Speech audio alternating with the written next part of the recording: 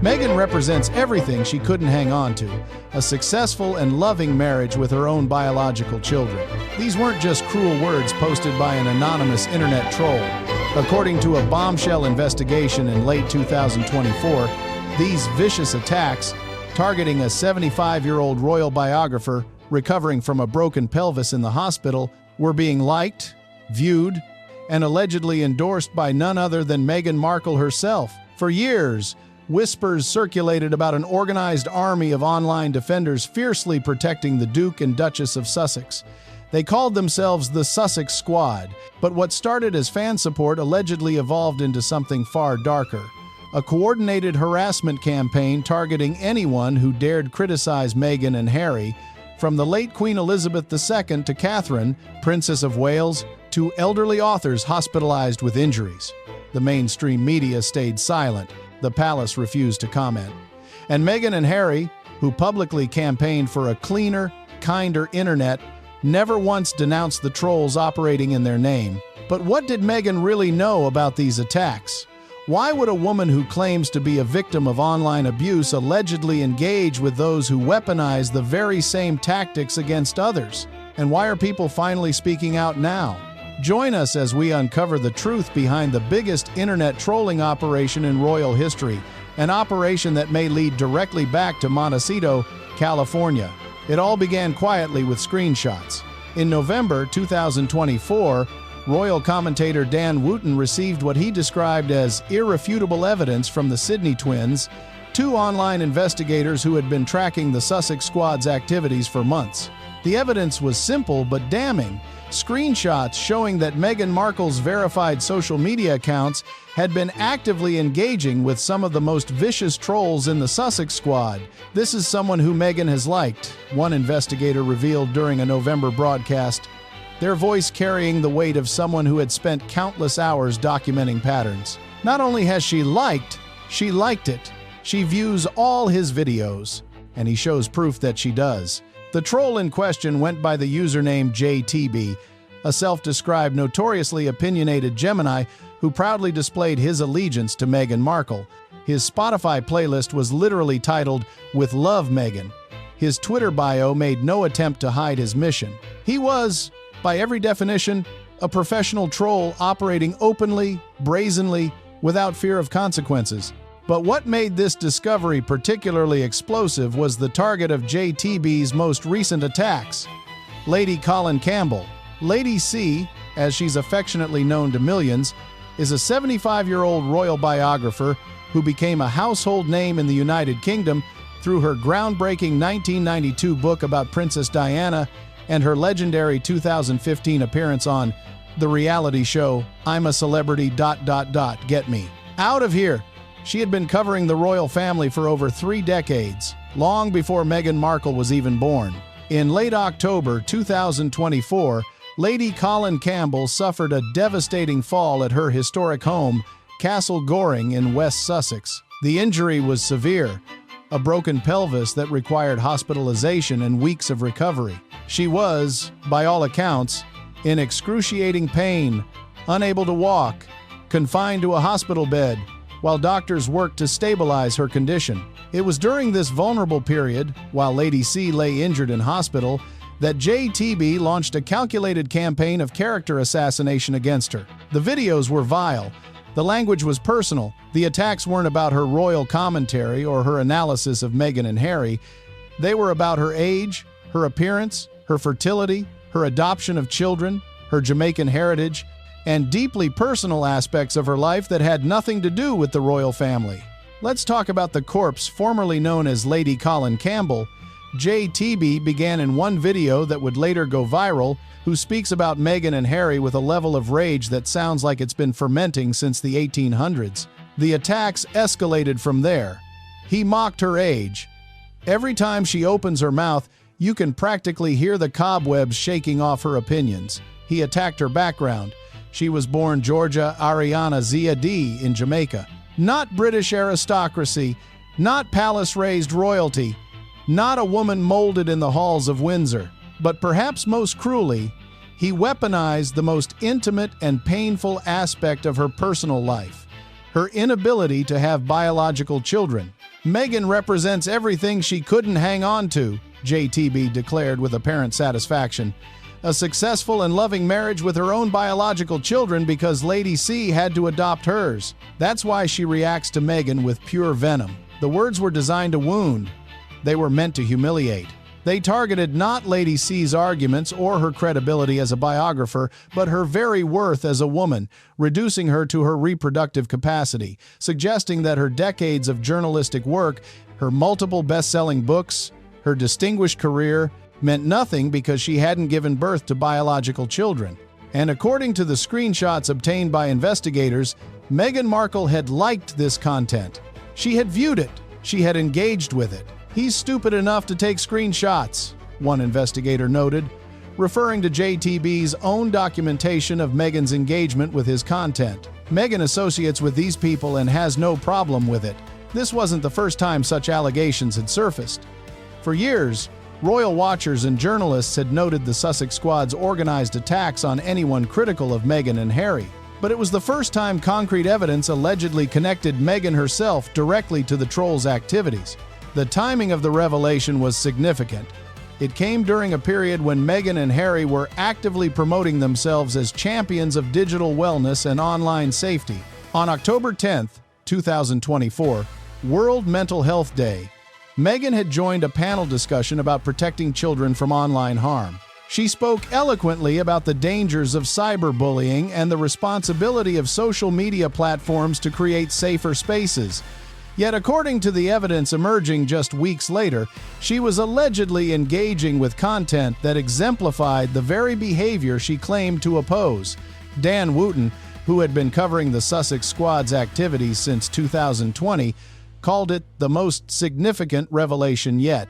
"I was the first to call out these revolting goons in the Sussex Squad," he explained during his November 15, 2024 broadcast. And the fact that the Duchess herself, the fake Duchess as I call her, has been working with these imbeciles, with these bots, with these paid PR trolls to become, I believe, the biggest internet trolling operation in the history of the World Wide Web. The mainstream media, predictably, remained silent. Despite years of coverage about online harassment, despite countless articles about the toxicity of social media, despite Meghan's own highly publicized claims of being bullied online, not a single major outlet touched the story.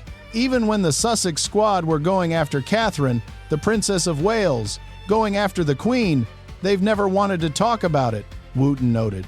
They've never challenged the fact that Meghan and Harry claim to be campaigners for a clean internet, but have the biggest gang of trolls who they endorse. The discovery raised uncomfortable questions that demanded answers. If Meghan was truly a victim of online harassment, why would she engage with perpetrators of that same harassment? If she genuinely believed in digital wellness, why hadn't she denounced the trolls operating in her name? And if she was unaware of their activities, as her supporters would later claim, how could she be liking and viewing their content? To understand how the Sussex Squad evolved from fan group to alleged harassment machine, we must return to November 8, 2016, the day everything changed. That was the date when Kensington Palace released an unprecedented statement confirming Prince Harry's relationship with American actress Meghan Markle. But the statement did more than just acknowledge their romance. It included a paragraph that would set the tone for everything that followed. Prince Harry is worried about Miss Markle's safety and is deeply disappointed that he has not been able to protect her. It is not right that a few months into a relationship with him, that Miss Markle should be subjected to such a storm. He knows commentators will say this is the price she has to pay and that this is all part of the game. He strongly disagrees. This is not a game. It is her life and his.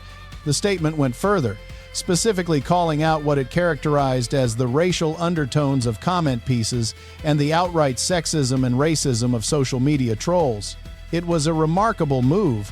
A member of the royal family publicly accusing the media and the public of racism before the relationship had even been formally confirmed, and it had an immediate effect. It galvanized supporters. Within hours of the statement's release, hashtags began trending on Twitter. Hashtag We Love You Meghan, hashtag I Stand With Meghan, hashtag Team Meghan. Accounts that had never previously engaged with royal content suddenly emerged, posting dozens of times per day in Meghan's defense. The Sussex Squad was born. At first, the squad operated as any fan group might, sharing positive stories about Meghan, celebrating her humanitarian work, posting photos from her appearances with Harry. The tone was supportive, even protective.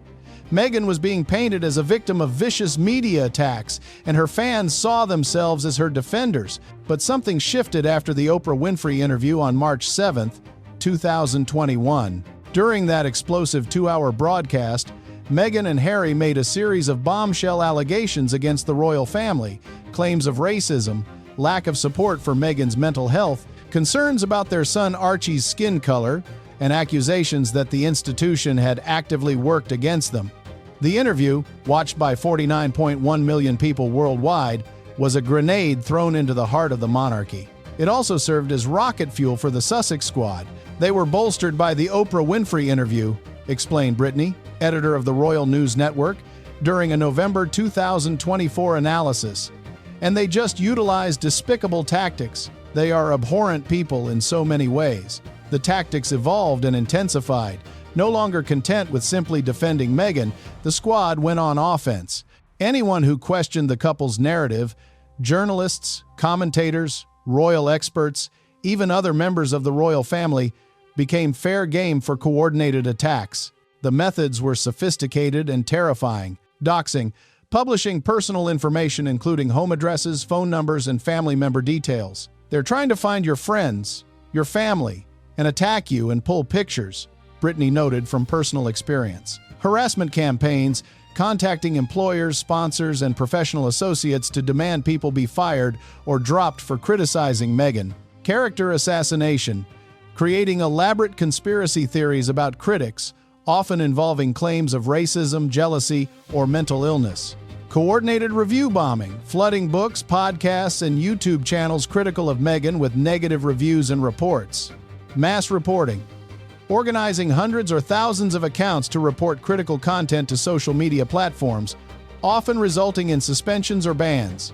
The squad's most prominent public figure was Christopher Bouzy, a tech entrepreneur who gained fame analyzing social media data related to Meghan and Harry.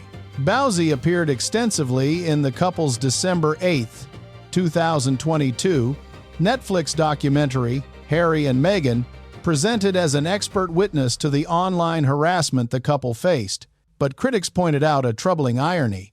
Bouzy himself had been accused of spreading misinformation and conspiracy theories, including unfounded allegations against Catherine, Princess of Wales, during her 2024 cancer diagnosis and treatment.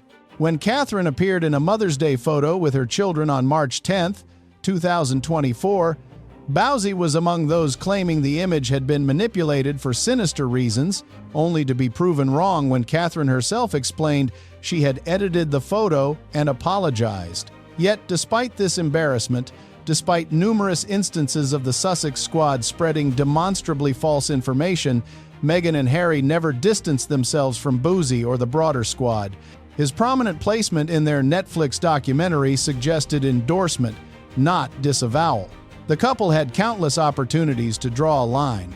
After the Sussex Squad attacked the late Queen Elizabeth II in the weeks following the Oprah interview, calling the 95-year-old monarch a racist and celebrating news of her declining health, Meghan and Harry said nothing. When Catherine was diagnosed with cancer and announced her chemotherapy treatment on March 22, 2024, and squad members either doubted her diagnosis or celebrated her illness, Meghan and Harry said nothing. They have always had the opportunity because they know about them to call them out on their behavior, Brittany emphasized.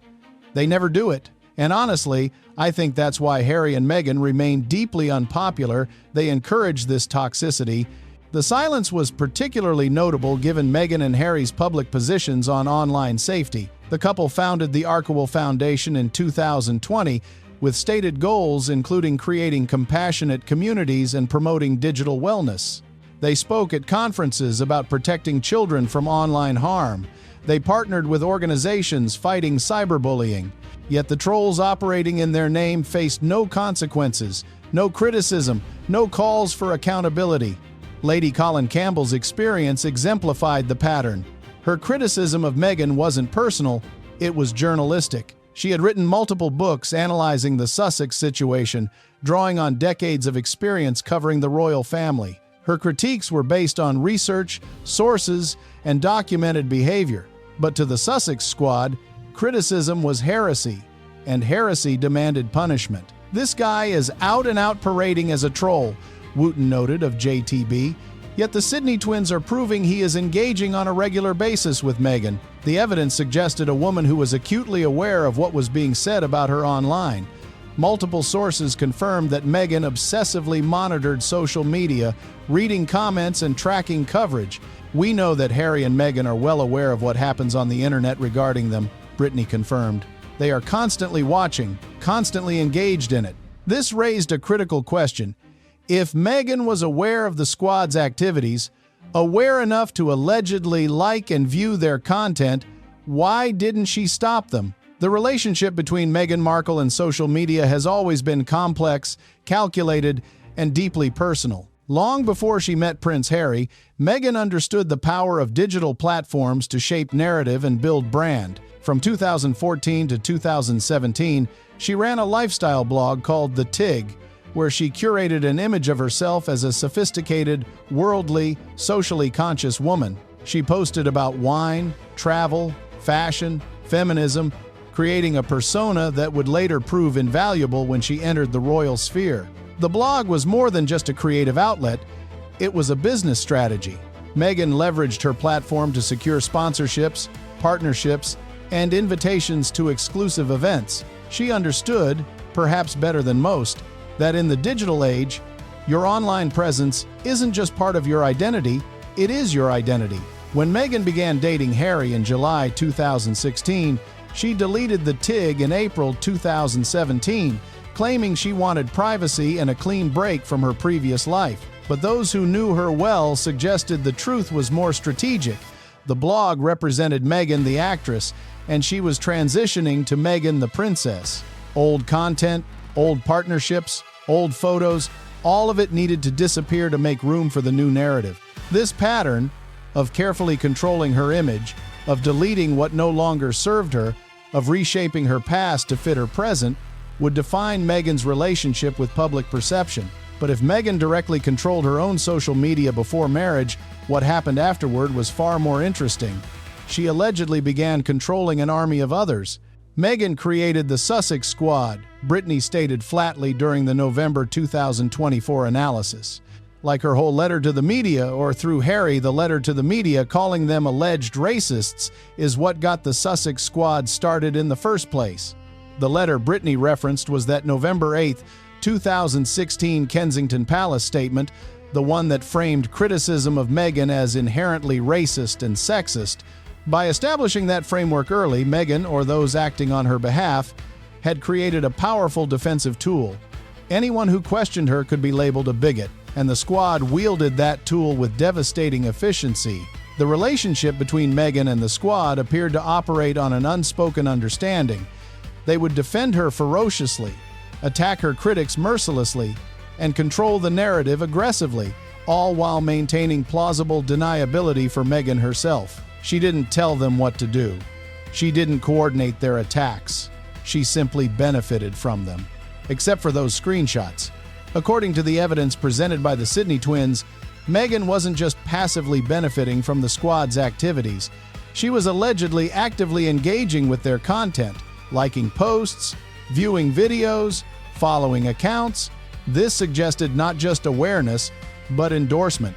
"I think Meghan sort of loves the toxicity that she generates," Brittany observed. "I think she enjoys the drama, enjoys the chaos. And it's just really ugly and unfortunate reality of just having an opinion in the royal space." This assessment aligned with reports from multiple sources about Meghan's personality.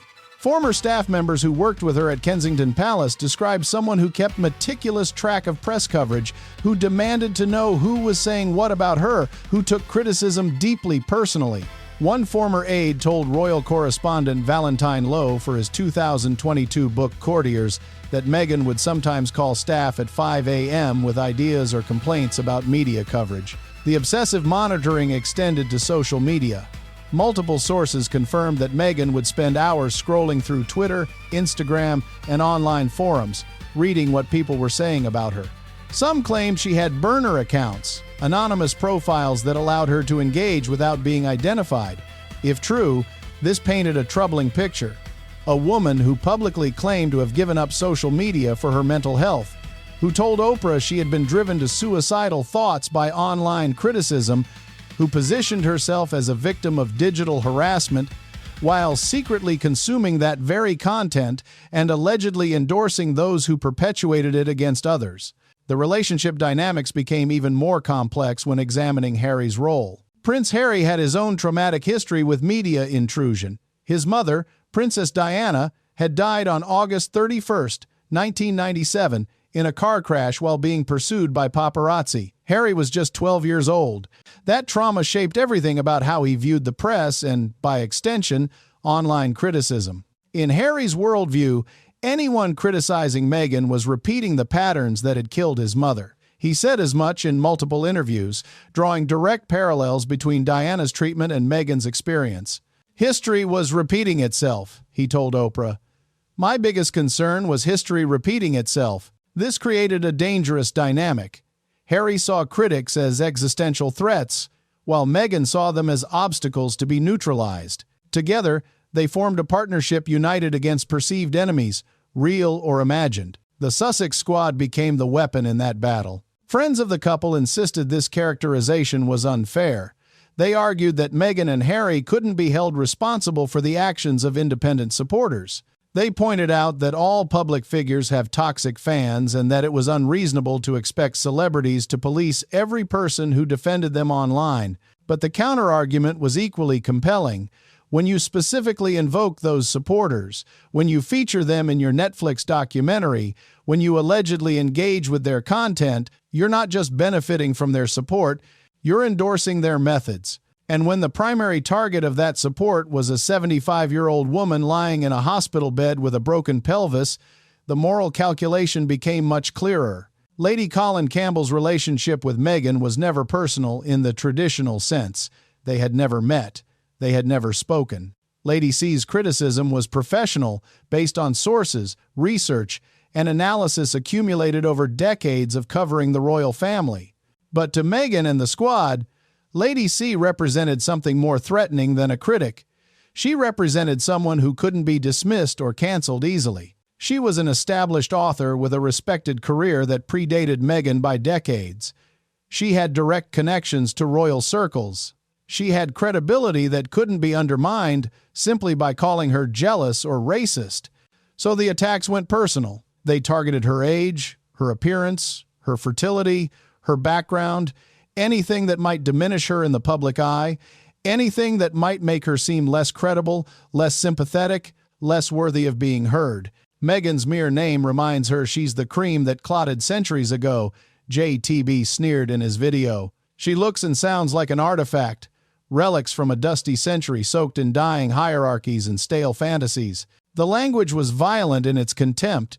It reduced a woman's entire life, career, and contributions to mockery based on her age and inability to have biological children. It was cruelty for cruelty's sake. And according to those screenshots, Meghan engaged with it. The turning point came not with JTB's attacks themselves. The Sussex Squad had been operating this way for years, but with the presentation of alleged evidence linking Meghan directly to the content. On November 15, 2024, Dan Wooten dedicated a significant portion of his outspoken broadcast to exposing what he called the truth that the mainstream media refuses to touch. He displayed the screenshots provided by the Sydney twins, walking viewers through the evidence step by step. This is someone who Meghan has liked, he explained, zooming in on images showing verified accounts engaging with JTB's content. Not only has she liked it, she liked it. She views all his videos, and he shows proof that she does. He's stupid enough to take screenshots.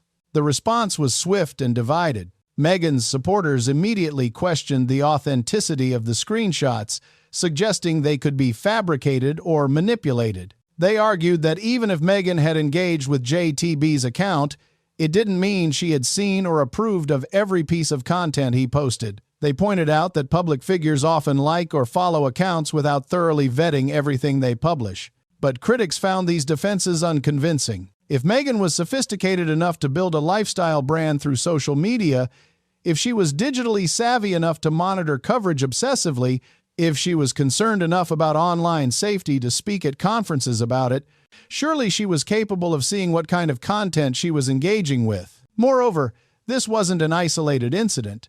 JTB wasn't posting occasional mild support for Meghan alongside other content. His entire online persona was built around defending her and attacking her critics.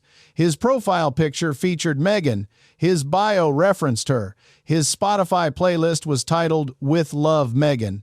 There was no ambiguity about what he represented. The attacks on Lady Colin Campbell while she recovered from a broken pelvis proved particularly damaging to Meghan's public image. Even those who had previously defended her found it difficult to justify remaining silent about such obvious cruelty. Lady C herself, characteristically, refused to play the victim. During her first public appearance after the attacks, she addressed the situation with her signature blend of dignity and directness. "I find it rather interesting," she said during a November 20th, 2024 broadcast from her home at Castle Goring, that people who claim to be against bullying are the very ones engaging in it most enthusiastically. She declined to name Meghan specifically in her response, but the implication was clear, and perhaps more effectively than any direct accusation could have been, her restraint highlighted the contrast between her measured professionalism and the squad's vicious personal attacks. The timing of the revelations coincided with another significant development: growing mainstream recognition of the Sussex Squad's activities. On November 12, 2024, British journalist Alison Pearson published an article in The Telegraph titled "The Sussex Squad: Inside the Online Army Defending Meghan and Harry." While stopping short of directly accusing Meghan of coordinating the squad's activities, the article documented years of harassment campaigns, doxing incidents, and coordinated attacks against journalists and commentators. It was one of the first times a major mainstream publication had seriously examined the phenomenon. And while Pearson didn't have access to the screenshots that would emerge days later, her reporting established the context that made those revelations so damaging. The article detailed specific cases: Royal correspondent Valentine Lowe receiving death threats after publishing his book Courtiers in October 2022, which included testimony from former palace staff about Meghan's alleged bullying behavior. Journalist Camilla Tominey being subjected to a coordinated campaign to have her fired from The Telegraph after writing articles critical of the Sussexes. Angela Levin, Harry's biographer, having her home address published online and receiving threats that forced her to involve police. Tom Bower, author of Revenge, Meghan, Harry, and the War Between the Windsors, facing review bombing campaigns and harassment of his publisher. The pattern was clear and consistent. Anyone who criticized Meghan faced an organized, sustained response designed to silence them through intimidation. What made the November 2024 revelations different was the alleged evidence of Meghan's direct connection to these activities. Previous reporting had documented the squad's behavior but stopped short of directly linking it to Meghan herself. The screenshots, if authentic, changed that calculation entirely. Meghan associates with these people and has no problem with it, one investigator stated flatly. The public reaction was telling. While Meghan's hardcore supporters dismissed the allegations entirely, a significant portion of those who had previously given her the benefit of the doubt began expressing concern and disillusionment. Comments on social media reflected the shift. "I wanted to support Meghan, but if she's engaging with people who attack a 75-year-old woman in the hospital, I can't defend that. The hypocrisy is stunning. She talks about being bullied while endorsing bullies. At some point, you have to ask, if everyone around her is toxic and she keeps choosing them, what does that say about her?" Even some progressive commentators who had championed Meghan's racial justice advocacy began questioning whether supporting her was worth the association with the squad's tactics. The turning point wasn't just about the specific allegations against Meghan.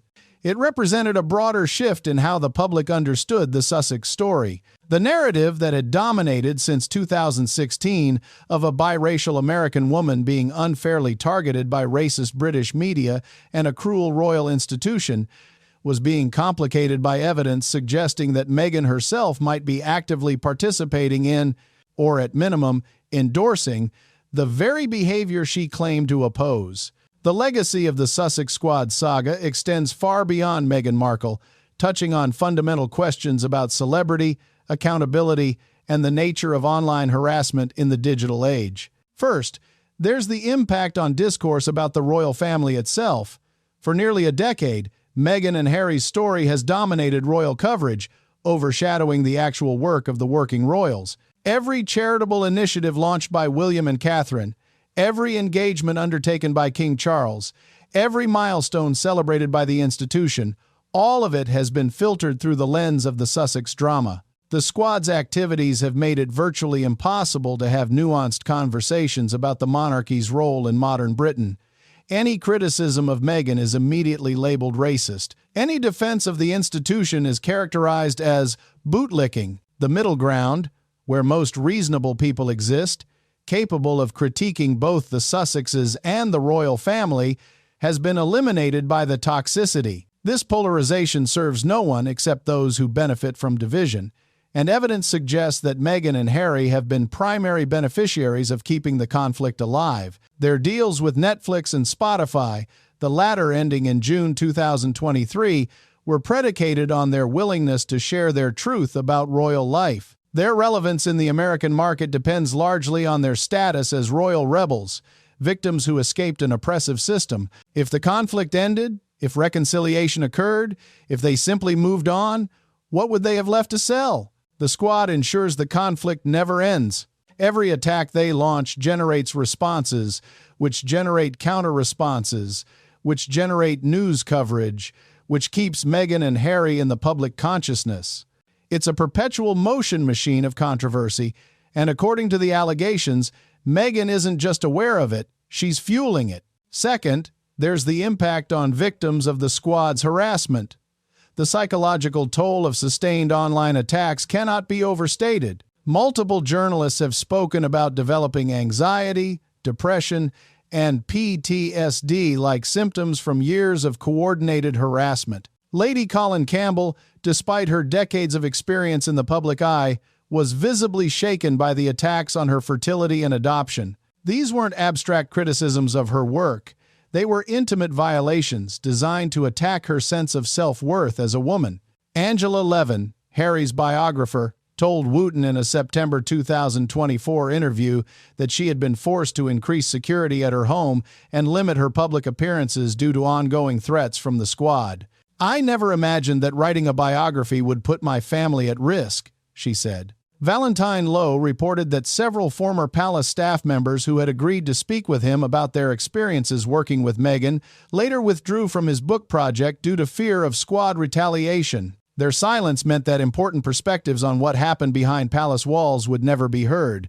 This chilling effect, the silencing of legitimate criticism through intimidation, represents perhaps the Squad's most insidious legacy. In a democratic society, public figures should be subject to scrutiny and accountability. When that scrutiny is suppressed through organized harassment, democracy itself is diminished. Third, there's the question of what this reveals about Meghan's character and values. Throughout her public life, she has presented herself as a champion of the vulnerable, an advocate for the voiceless, a woman committed to compassion and justice. Yet the evidence suggests a pattern of behavior that contradicts those claims. Former palace staff members accused her of bullying behavior in March 2021, allegations that were supposedly investigated by the palace, though results were never made public. Multiple reports suggest she was difficult to work with on the set of Suits, demanding script changes and additional prominence. Her estrangement from her father Thomas and most of her paternal family suggests an inability or unwillingness to maintain relationships that don't serve her interests.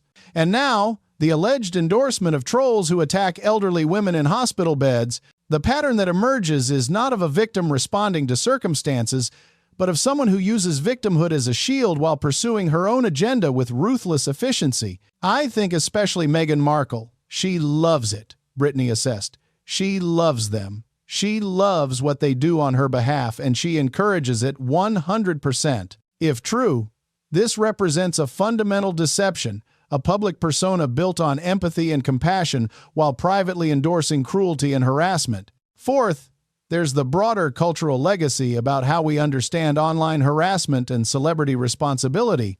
The squad's activities raise critical questions that extend beyond Meghan herself. At what point does a public figure become responsible for the actions of their supporters? Can celebrities legitimately claim victimhood from online abuse while their own fans perpetrate that same abuse against others? Should platforms like Twitter and Instagram do more to identify and shut down coordinated harassment campaigns? What role does the media play in either enabling or exposing this behavior? These questions don't have easy answers, but the Meghan Markle case provides a valuable framework for thinking about them. Finally, there's the impact on the institutions Meghan claimed to champion. Her advocacy for women, for racial justice, for mental health awareness, all of it has been compromised by the allegations of hypocrisy and the documented behavior of those she allegedly supports. Legitimate feminists have struggled to defend someone who appears to endorse attacks on women's fertility and reproductive choices. Anti-racism advocates have questioned whether Meghan's use of racism allegations as a shield against any criticism actually undermines efforts to address genuine racial injustice. Mental health organizations have distanced themselves from someone who speaks eloquently about online harassment while allegedly supporting those who perpetrate it.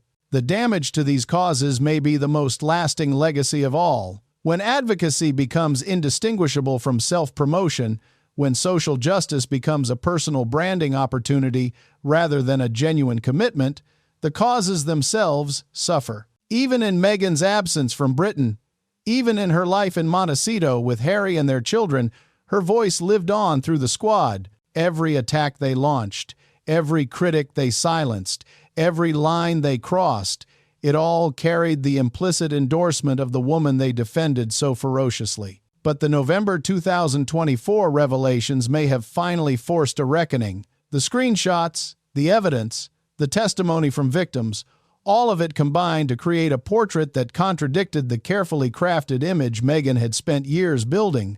As Lady Colin Campbell observed, with characteristic precision during a November 25, 2024 broadcast, the truth has a way of emerging. No matter how much money you spend trying to suppress it, no matter how many trolls you employ to shout it down, no matter how many times you play the victim to avoid accountability. The story of Meghan Markle and the Sussex Squad is ultimately about more than just online harassment or celebrity behavior. It's about the fundamental question of who we choose to believe and why. For years, Meghan has controlled the narrative through carefully managed interviews, sympathetic media coverage, and the work of the squad itself in suppressing dissenting voices.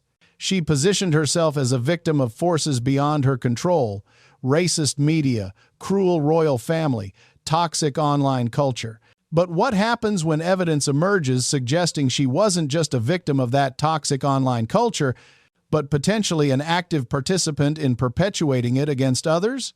What happens when the woman who spoke so movingly about being driven to suicidal thoughts by online criticism allegedly engages with content mocking a 75-year-old's infertility while she recovers from a broken pelvis? What happens when the gap between public image and private behavior becomes too wide to ignore? These are the questions that will define Meghan's legacy, not her brief time as a working royal, not her marriage to Harry, not even her various commercial ventures and advocacy work, but whether she used legitimate grievances about media treatment and racial bias as cover for pursuing personal vendettas through an army of anonymous trolls. Harry and Meghan should and must address this, Brittany stated emphatically. But they absolutely refuse to, because I think especially Meghan Markle, she loves it. The refusal to address, to denounce, to distance, that silence speaks volumes. It suggests not ignorance but endorsement, not victimhood but agency, not compassion but calculation. The truth, as they say, will out. And in the age of screenshots, digital footprints, and investigative journalism, Even the most carefully crafted narratives eventually collide with reality. What do you think? Is Meghan Markle responsible for the actions of the Sussex Squad? Should she publicly denounce their tactics, or is that an unfair expectation? And what does this controversy reveal about the nature of celebrity, social media, and accountability in our time? Share your thoughts in the comments below. And if you found this investigation valuable, please like this video and subscribe to our channel for more in-depth reporting on the stories the mainstream media won't touch. Because some stories are too important to ignore, some truths are too significant to suppress, and some questions demand answers, no matter how uncomfortable they might be.